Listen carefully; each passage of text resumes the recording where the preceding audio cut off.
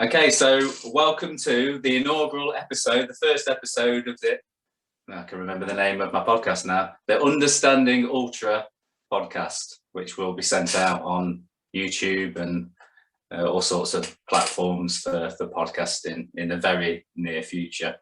And our first interviewee needs no introduction other than to probably use a recently acquired title of reigning Western States champion for 2021. Beth PASCALL, welcome to the show. Hi Sam, it's good to be here. Thank you. Brilliant. Thank you for coming on. I know it's not easy juggling these things, especially with your busy schedule at the moment. So whereabouts are you at the moment then, if you can reveal that location? We are in a tiny village just above Val d'Isère in the French Alps. Brilliant. Yeah, so it's pretty nice here. The weather's nice. So yeah, I'm feeling good. So are you kind of like halfway between, from my memory of the Alps of many years of snowboarding, Val d'Isère is teens is above Val d'Isère, so you're like between teens and Val d'Isère then? Actually, not quite. The other side of Val d'Isère that teens is, but yeah, teens is not far away.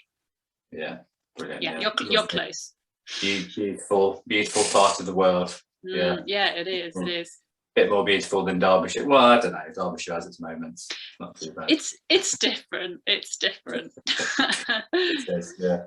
Brilliant. So first of all, congratulations on an outstanding win at Western States. I think the whole community, the ultra running community in the UK, was absolutely glued to the coverage, which is amazing, isn't it? The fact that previously there was no like video coverage of Western States. It was all kind of iron fire and tweets and everything now. So it's great to have that. So did you feel any benefit from that, from the coverage, that like with family and things like that, keeping track of you? I mean, yeah, everyone who said they followed it said it was amazing to have that coverage. Obviously, I didn't experience it at all. In fact, I haven't even gone back and watched the highlights, but I definitely should. But yeah, everyone said it was really, really cool to have that to help follow the race. Yeah, it was great to see you do so well and to ultimately smash it. So you were leading from, was it mile 15? Yeah, something like that, 10 or 15. Yeah. Was that intentional? You never really know what's going to happen with these things. But yeah, no, it wasn't part of the plan. I didn't really have much of a plan. But yeah, I went off comfortably, and it just so happened that my comfortable pace put me in the lead from fairly early on, I guess. Yeah, and I did. Go on. So there you go ahead. No, I mean, I didn't think I was going to stay in the lead, to be honest. But yeah, it was, I guess I was on my own really for a lot of the day. Ran with some guys a bit, but yeah, thankfully didn't see any more women. Yeah, brilliant. Because I know that you whether it was part of your tactics with your win at Canyons previously to that, you said something similar then, that you went off that everyone said, oh, you went off and went ahead, but actually you said afterwards that was, it felt like a comfortable pace for you. So yeah, I mean, I think a lot of people think that I've just changed my tactics and now I just go off harder and have started winning stuff, but to me it's actually not like that at all. I think I'm just fitter, and I'm going off at a pace that feels the same to me, but the last few races I've done, it's just so happened that I've been in front, whereas before that pace, I wasn't in front. So yeah, I think it's just down to fitness, to be honest, more than anything else, rather than tactics. Yeah, when you click in and everything feels right, then it just feels like, why should it be hard? Yeah, it should be just that kind of pace that that you can keep for as long as you can. So and it may have seemed like from an outside point of view from us watching it that you kind of had the race in hand and you took control, took the lead from that early stage. What did it feel like that, or did it feel like you were sort of hanging on for dear life? There were times when it felt like that, yeah, for sure. Towards the middle of the course, when it got really hot, then yes, it was. There were a few times when I thought, God, you know, this is, I'm feeling terrible. Like, am I going to feel better again? Am I going to get back from this? And every time, you know, when I felt like dreadful, I managed to cool off and felt good again. So once I've been through that cycle a few times, I thought, okay, maybe it's actually going to work. Maybe I can hang on until the end. But yeah, I'm glad, to be honest, I didn't know what the course record splits were, because I know that I was running well under course record pace early on, and that probably would have concerned me if I'd known what those splits were, but I was completely oblivious to that.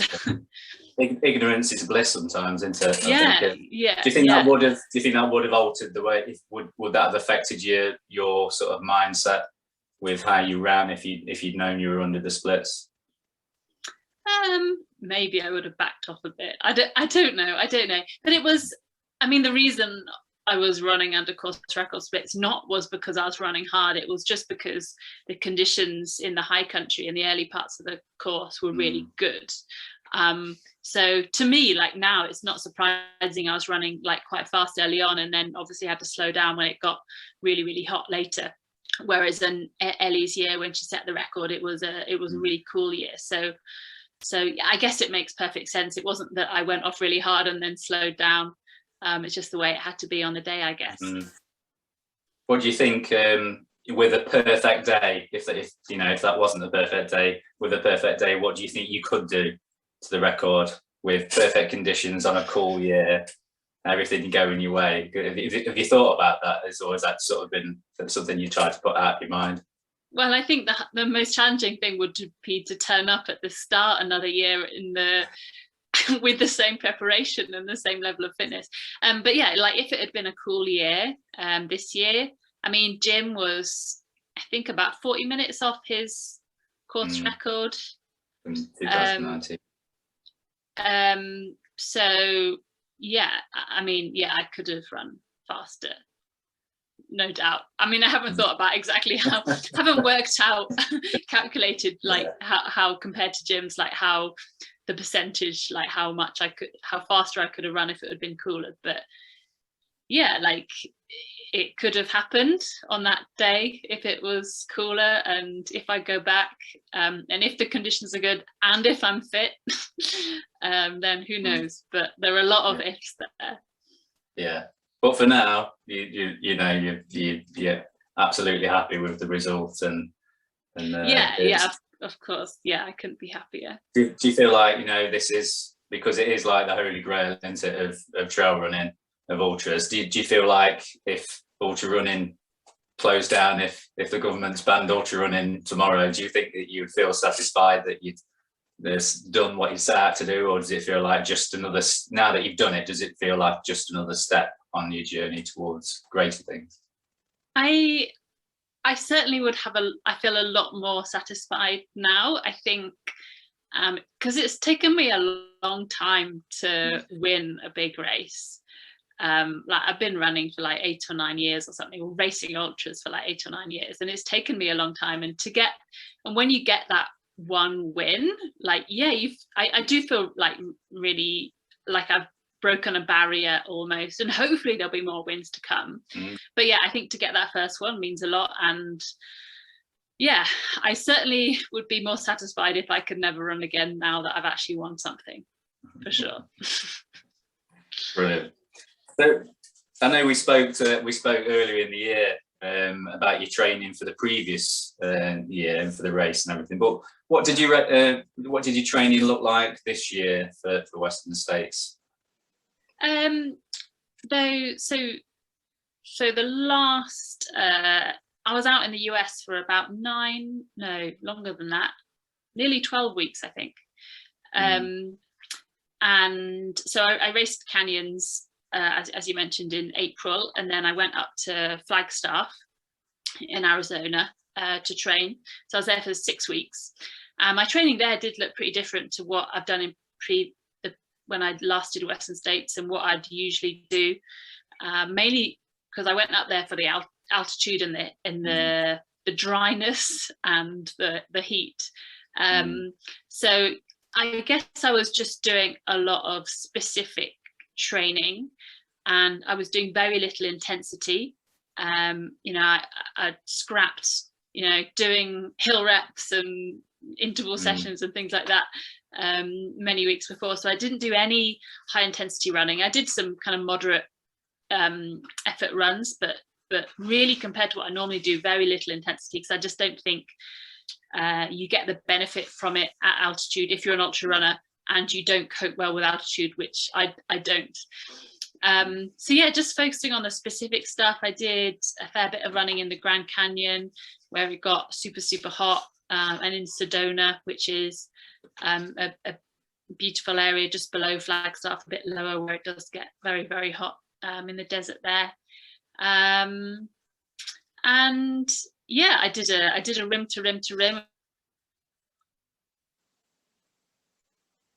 which is it's about 44 miles ish, with I forget the stats, but a lot of vert, and that was, yeah, like my last big effort. And then went back to California, and my husband came out, and we just traveled a bit, camped in the forest, and had a nice time. Yeah, it's a beautiful part of the world, isn't it, to visit.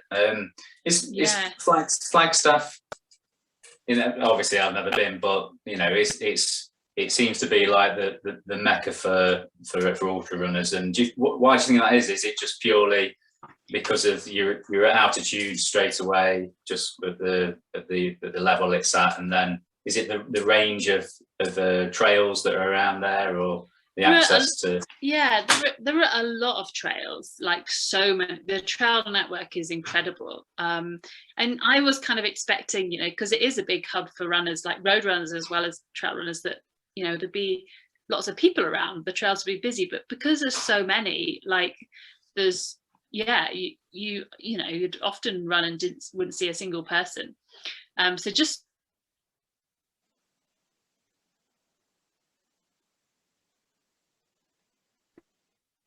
a bit and it's also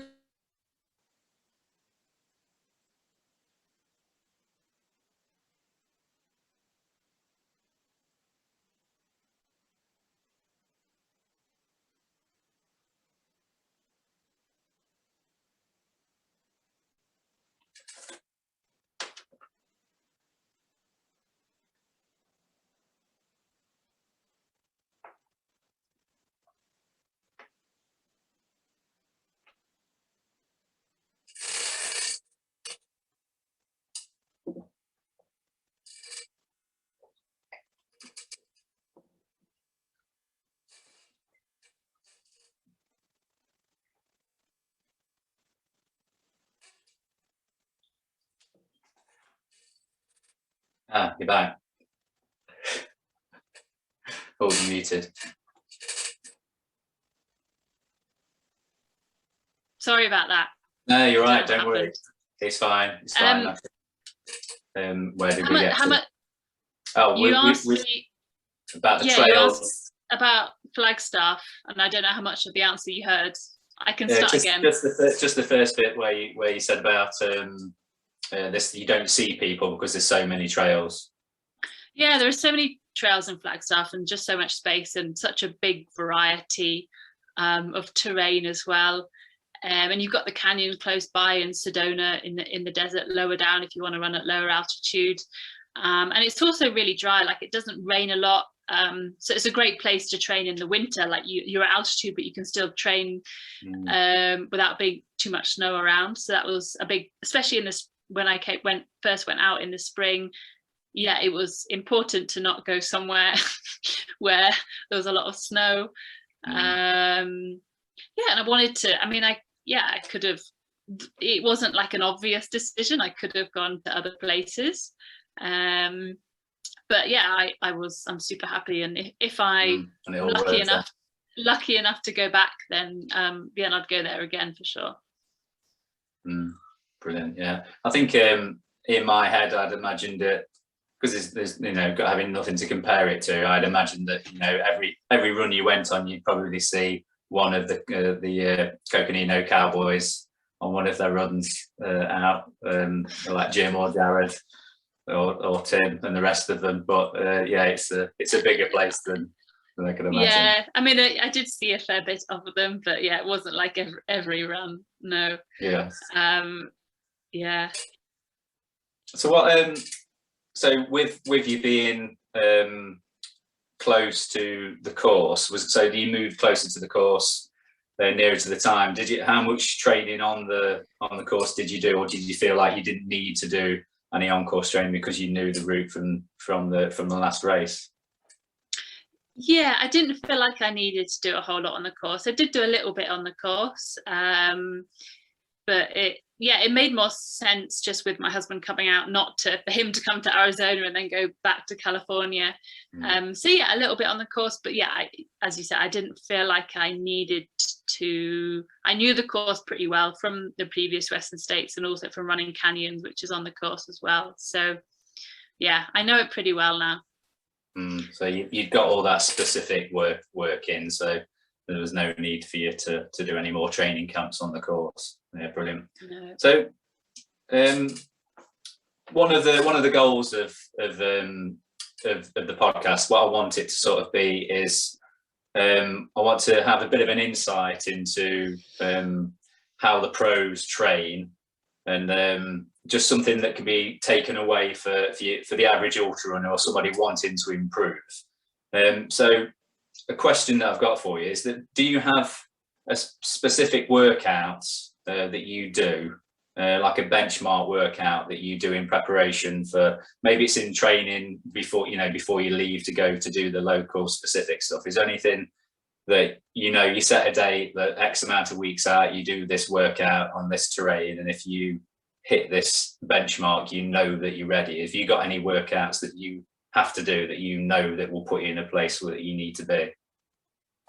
That's a good question. And if I had to choose a workout that I think I often get most confidence from, if it goes well, is like a long, moderate paced run.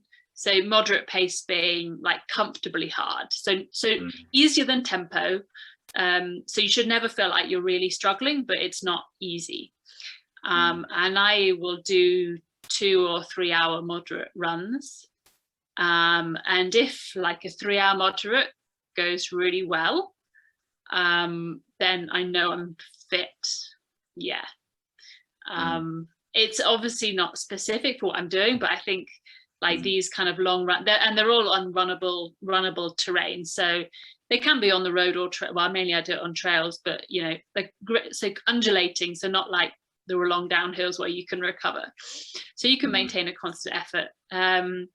So yeah, that's the kind of session that I wouldn't suggest that beginner runners try a 3 hour moderate run. No.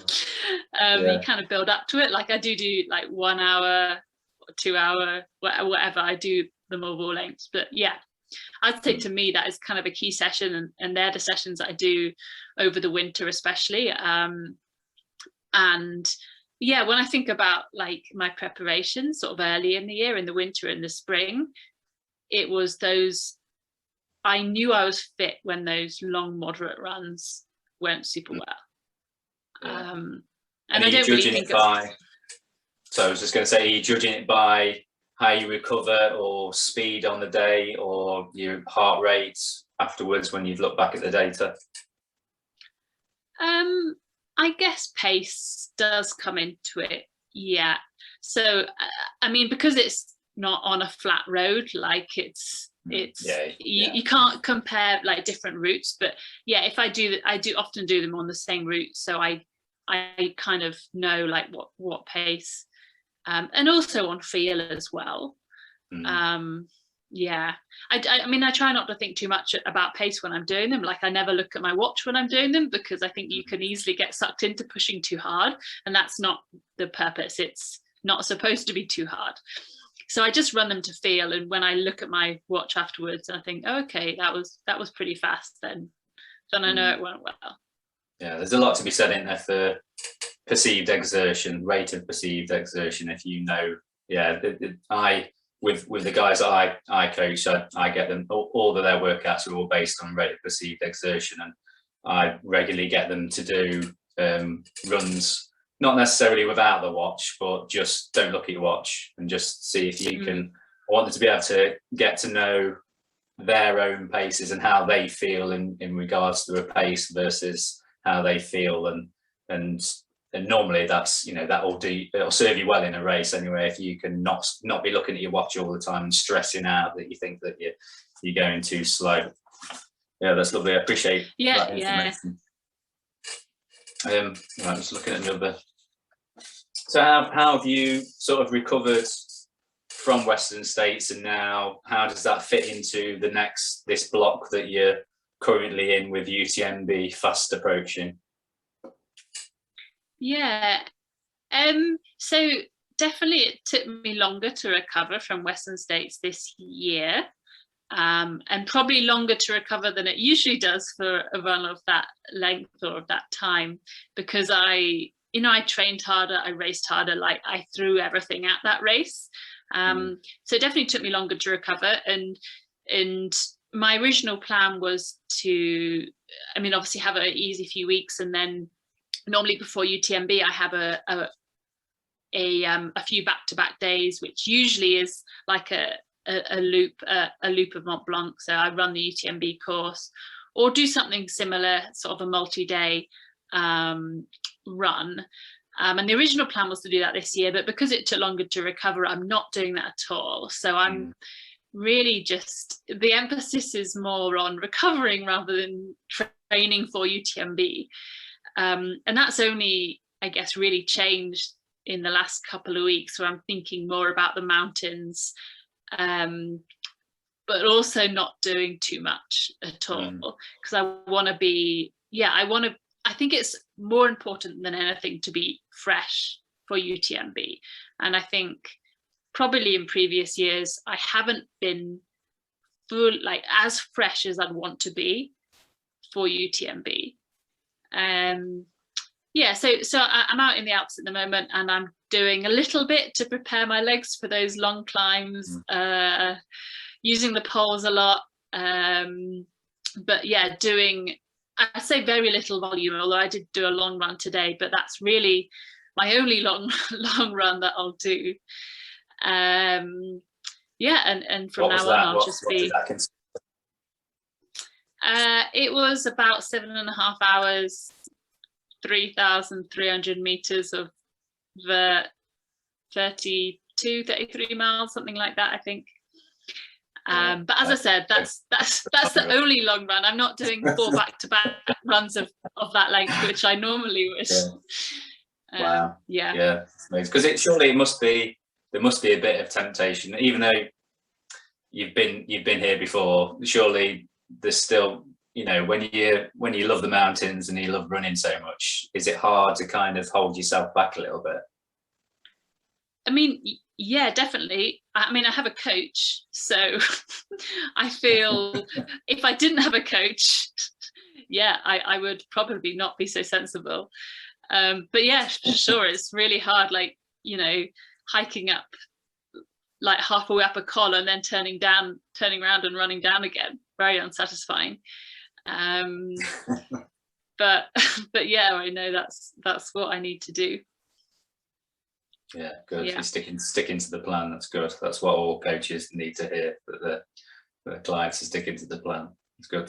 So are you feeling any pressure that comes with doing the double? Is this something that you've heard, spoken about with your name in there? So I know I've constantly listened to podcasts, and they're talking about Western States and UTMB, and your name is obviously top of the list for doing the double. Is that something that you're aware of, or is it you just kind of just ignore that kind of talk? Personally, I feel no pressure at all for UTMB. I think people are expecting me to do well because they know I'm fit. But again, people appreciate appreciate how hard it is to do the double well, because no one has really done it that well so far, probably for good reason. So yeah, personally, I feel no pressure. Like as we talked about before, like I feel satisfied with this year so far. And I'm excited for UTMB. Like it would be really, really cool if it went really well. But yeah, like normally I think if I hang so much on UTMB, if it doesn't go well, like I really beat myself up about it. But if it, I think it will go well. Like I feel like my different approach this year is going to work, and I think it will go well. But if it doesn't, so many things could go wrong. Like I'll be content, Western States champion, perfectly content. Yeah, exactly. Yeah, so it's good to know that you don't feel that pressure. Water off a duck's back, that's what I've got written down here, so hopefully that's how you feel. Yeah. Do you worry about like other competitors at all when you're going into a race? If you got your heart set on something, are you somebody who studies video of other runners? Are you someone who checks out the training? Are you on Strava looking at somebody who you think you will be up against in a race? Is that something that bothers you, or you just blinker that out? Yeah, I don't look at all, to be honest. I mean, I'm vaguely aware of what people are doing on Strava and things, and yeah, certainly a few years ago I used to look at the start list and get like really intimidated and think, God, there's so many good people, like why am I even trying? But you quickly learn that in a race like UTMB anyway, like there are a lot of good men and women there, but half of them will either not finish or won't have a good race. So yeah, I think there are just so many variables in ultra running, like looking at training or even like listening to what people say, like it doesn't actually mean that much. So no, it doesn't bother me. And also, like, I have so many great friends in the sport. Like and most people, I would genuinely be happy if they, did well or beat me. So yeah, it's a strange old sport, isn't it? In that way that we don't, as ultra runners, we're just happy to see somebody else do well. There's no like bitter rivalries, is there, really, between anybody? It's not something that's what's good about the sport, I guess, isn't it? Yeah, I totally agree. Yeah, I don't think it's the same in all types of running. Yeah, that's true. But yeah, I always genuinely happy when people beat me and seeing friends do well and things. So yeah. Right. So if it's not you that wins UTMB, who would you like to see UTMB then? Now we're on that subject. Ooh, I have to say my Salomon teammates. I think Courtney Dauwalter obviously could have a really good run. Camille Bruas is also super fit and could do really well. And there's loads of other people. That's a hard question, but I have to call out my Salomon teammates. Yeah, you got to stick with the team, haven't you? Yeah, fair enough. Yeah. So you're obviously in another country at the moment. You've been to America as well. You've done lots of traveling this year. How are you coping moving areas? Is it affecting you? Because obviously what you're used to back home in the UK, the way that you train and the way that you eat and things like that, and how have you had to adjust going to America and then going to France? How do you cope with these changes in environment? I mean, everything feels harder than at home because I guess in America and here, I'm never training in like a nice environment, but I'm always in extreme heat and at altitude. So you're never, I don't ever have those sessions where I just feel amazing like I do in the UK. very rarely, unless I'm at sea level and it's cool, which it hasn't been for most of this year. So yeah, it's different. I mean, in terms of like, I do sometimes miss like having a routine, and I'm kind of looking forward to that, like going back home and going back to work at the start of September.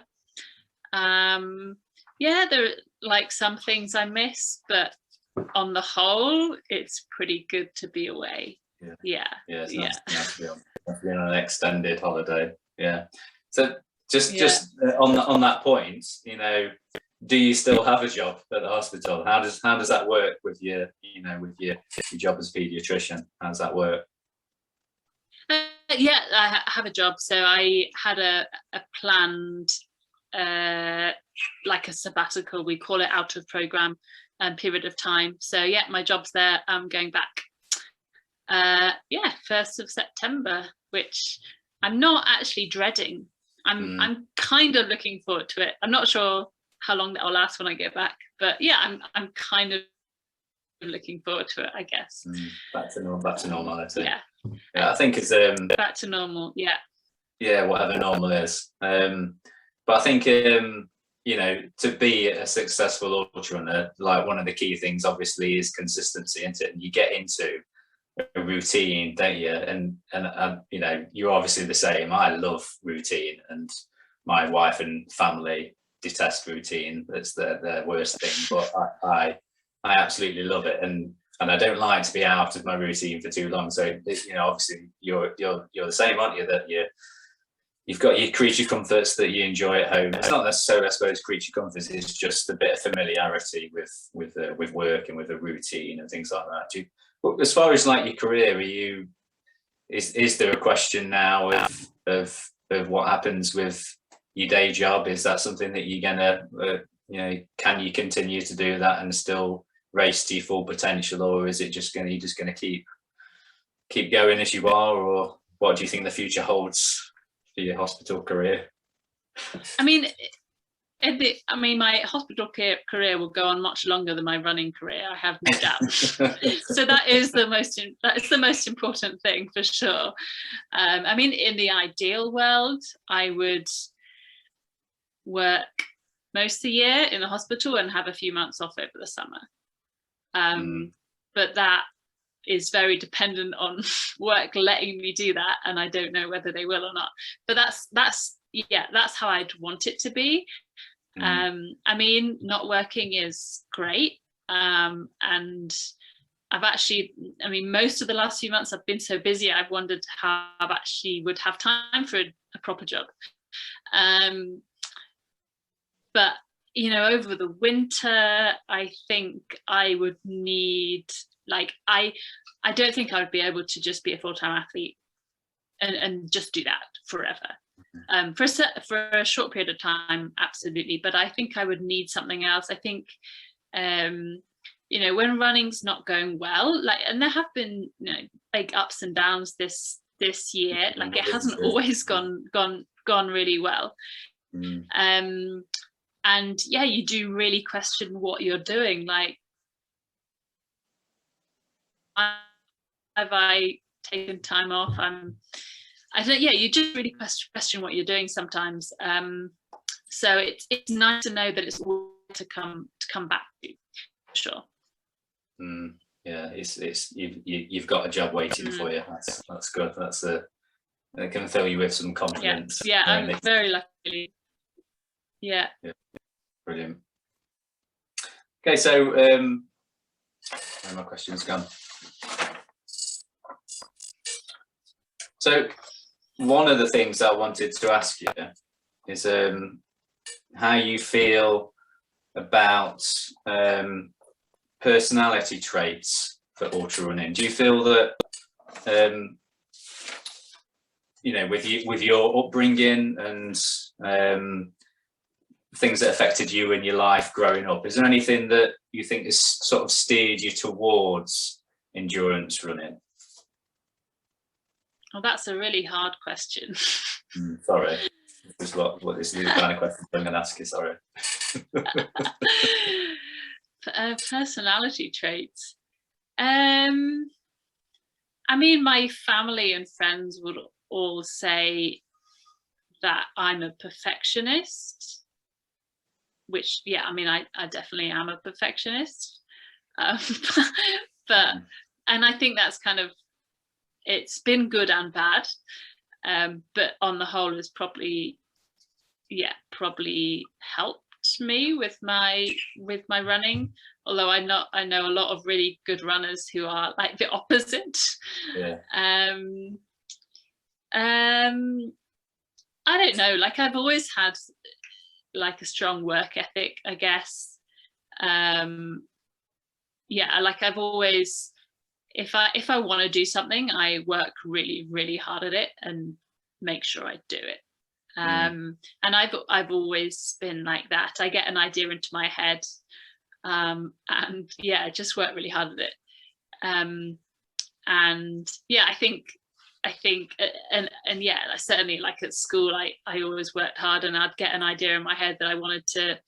I mean, when I when I went to university, I was a rower, and I wasn't just going to row like at a club level, like a few times a week. I, had to be the very best that I possibly could. And I trained really hard. So it has been like, not just sport, but in kind of academic life as well. I kind of throw everything at things I want to do. That's a hard question. I don't know if I've answered it or not.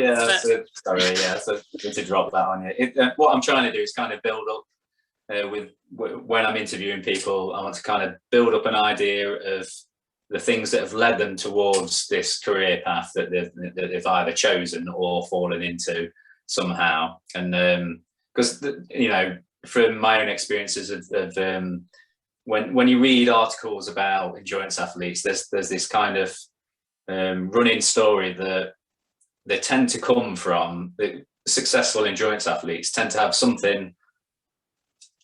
They tend to have something in the past that has sort of steered them in that direction. Maybe it's been something that's, something that's happened to them as a child, some kind of trauma. And I'm not saying that this is anything that's happened to you, but there seems to be a link between struggling in life and then being able to struggle in sports, and having experiences when you're younger that affect you in a certain way, to build up that ability to suffer and to continue and to push on in life, is then translated into in how they cope with sport. I think it was I was reading a book about Tour de France winners, and there was some stats that were listed about all the Tour de France winners over the years, and it traced back all of their like family history, and it was like divorced parents, it was something traumatic happened to them when they were younger, and there seemed to be this link between suffering in life, and then it then not made them into an endurance athlete, but kind of pushed them in that direction. And that was the kind of thing I'm just trying to figure out, is it if there's that link between people having, because ultra running is hard, and I'm sure you'd agree that there's times where you think, when you're in a race, I've done this, where you think, what am I doing? Why am I here? And to have that ability to push through is unique. Can be unique, can't it? Yeah, that's really interesting, actually. And I mean, I certainly wouldn't say that I've struggled. Like, I'm fortunate in that, like, I haven't had any major struggles in my life. But saying that, like, probably when I was 7 years old, if I'd known what ultra running was, someone probably could have predicted that, certainly could have seen me going on to do that, no doubt. And I think often it can be used as a coping mechanism, can't it, during times of struggle. But again, I wouldn't really say that as applied to me. I've lost my train of thought. I was going to say something else. That's okay.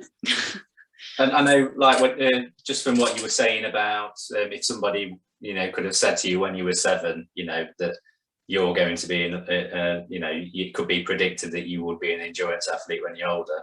You know, I have this with my girls. I've got two girls, one's 10 and one's 12, and I can see the various personality traits of their parents and see the good things, and I can see the bad things. But I can see the absolute perfect personality traits for an ultra runner in my youngest, Polly, and I say to her regularly, "Now, do you fancy coming? You want to go for a run with me? I think you'd be," because she's got that determined and almost stubborn attitude. And kind of growing up through my life, I kind of viewed that stubbornness that I had and bullishness as a bad quality. But actually, when you translate that into ultra running, then that can actually be a good quality, a quality that actually works in your favor rather than working against you. So I think if the listeners are out there and they're thinking, you know, do I have the personality traits to be an ultra runner? What do you think makes a perfect ultra runner, as far as like personality and the things that you sort of described? Could you describe the perfect scenario for somebody to become an ultra runner or to be a great ultra runner? I don't think I could, actually. I mean, I'm kind of thinking about like friends of mine, like competitors, like people I race with, and there's such a big variety, right? Like such a big variety. I'm really not sure I could. And even types of people that, you know, are super chill, super laid back, can then become like fierce competitors.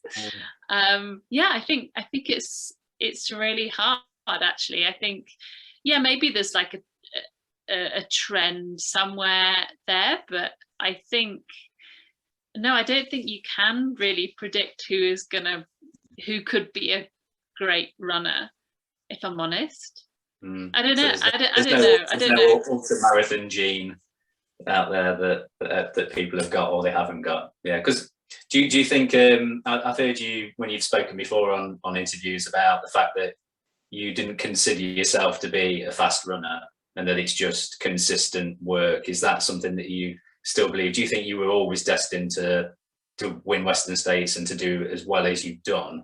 Or do you think that, was there a turning point where you started to believe in yourself, or the hard work paid off? Yeah, like I don't think I have any natural talent. I mean, I certainly, occasionally, people show up on the ultra running scene and are just really good straight away. But I certainly wasn't one of those people. And as I said before, it's taken me a lot of years to get to this point.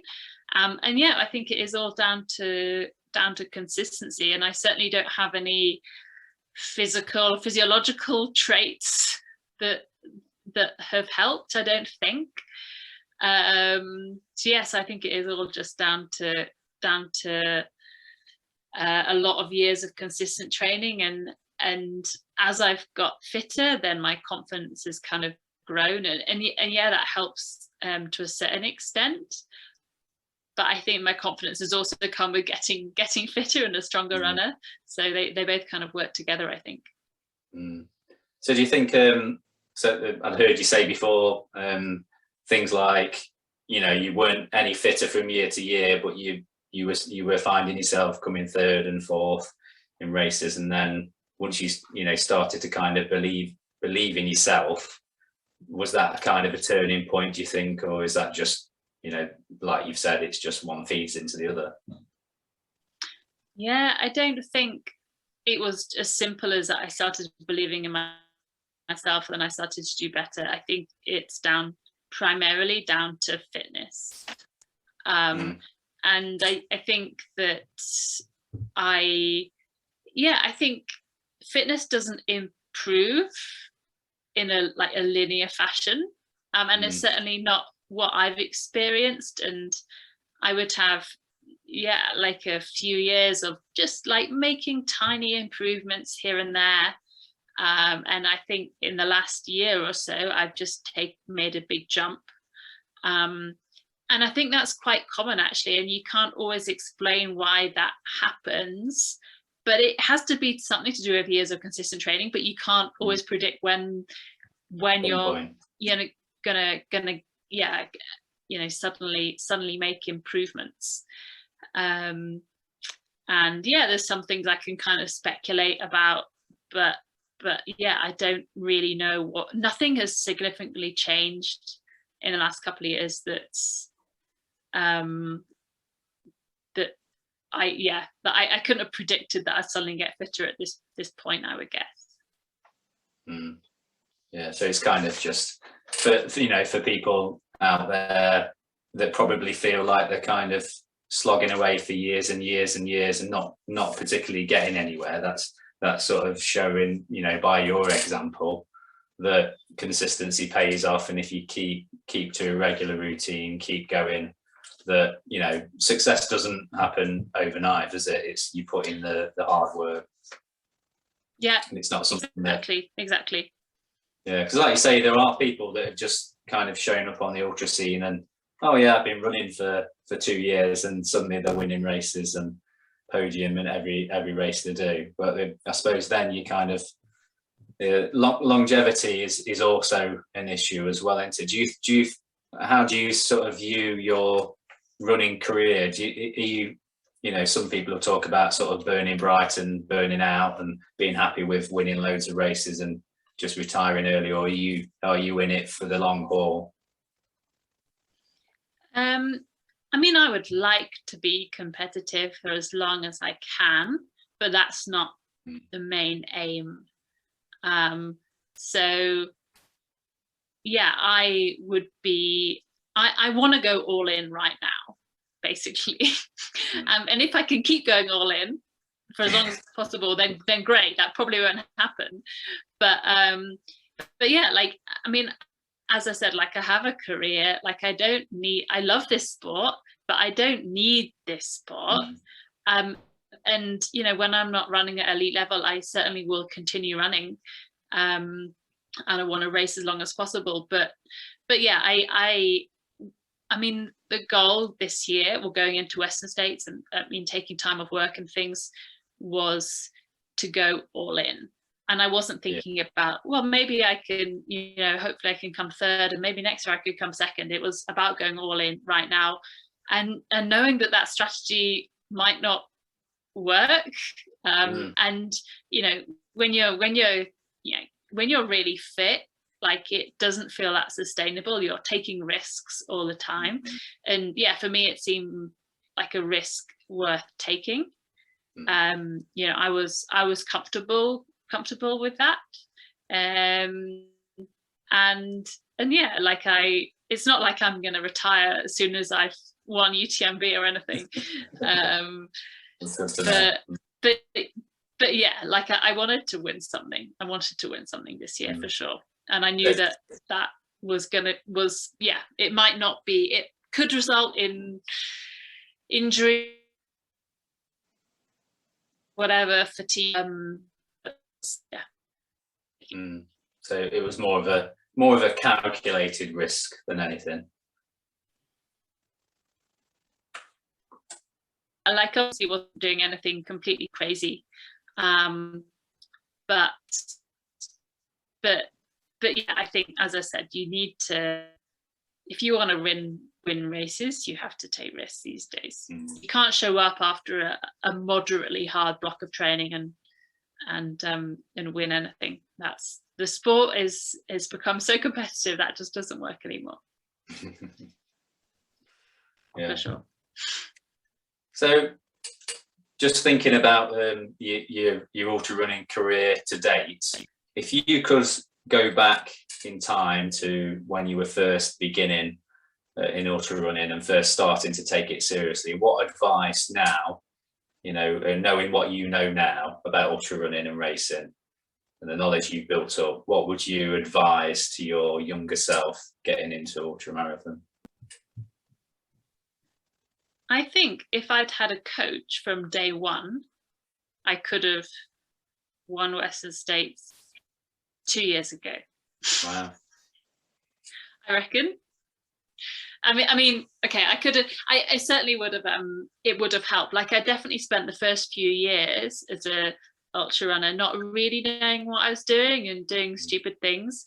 And yeah, like, I was getting better because I was, I was running, and before that I wasn't running. But yeah, like, I've had a couple of coaches. My current coach, Martin Cox, I've been with for nearly 4 years now. And without him, like, absolutely no way I would have won anything. And yeah, I think, yeah, I mean, that's the obvious thing for me. I'm not, I know that it's a privilege having a coach. Not everyone can afford to have a coach, but yeah, like, it's been, I mean, Martin has been instrumental in my running career for the last few years, and absolutely couldn't have done it without him.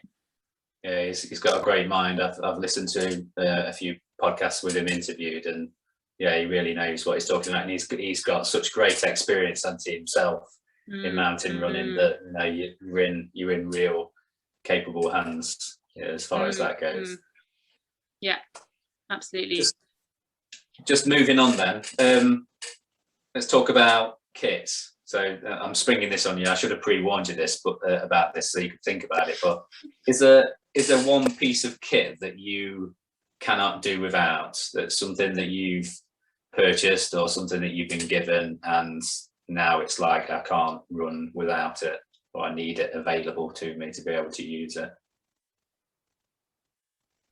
Well, shoes are the obvious thing. Like, I do 90% of my mileage in the Salomon S-Lab Ultra 3 shoes.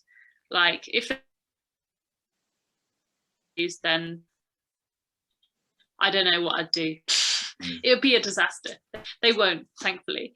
But yeah, I mean, I'd have to pick, if I was allowed to, if I knew I was only allowed one bit of kit that had to last, that I'd need in the future, or I had to, that's definitely the thing I would choose. Absolutely.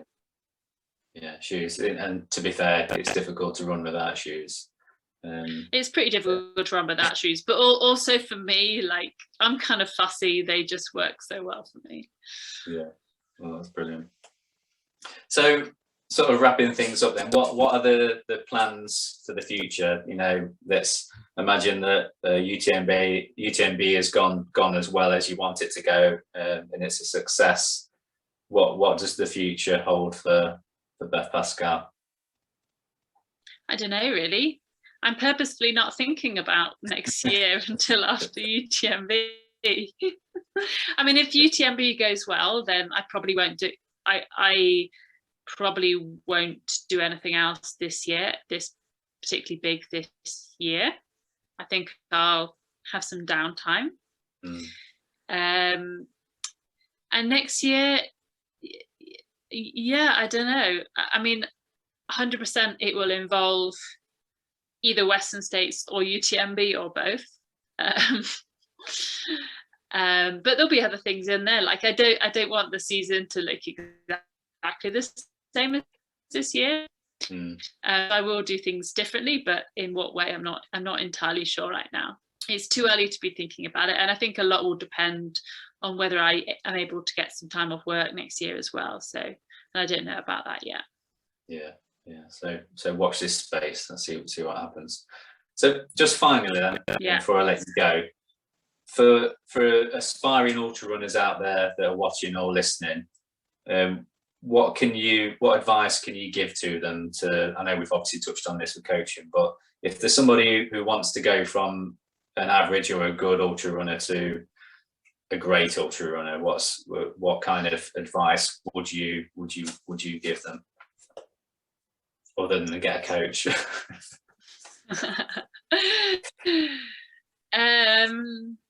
I think it's, I mean, again, we've kind of talked about this, but I think it's all down to consistency. And that's, it's the key to everything. really. The key to not getting injured, the key to getting fitter. Yeah, it's the key to everything. And you kind of have to find, like, volume is moderately important. And you know, people say that volume is not important at all. It is to a certain extent. And I know it's not as simple as that, run more, get faster. You kind of have to find that volume that you can train consistently at. That's the key, isn't it? So yeah, there's no point training 100 miles a week and then for a couple of weeks and then getting injured, or then running a 20-mile week. It's about, yeah, finding a kind of a volume that's as high as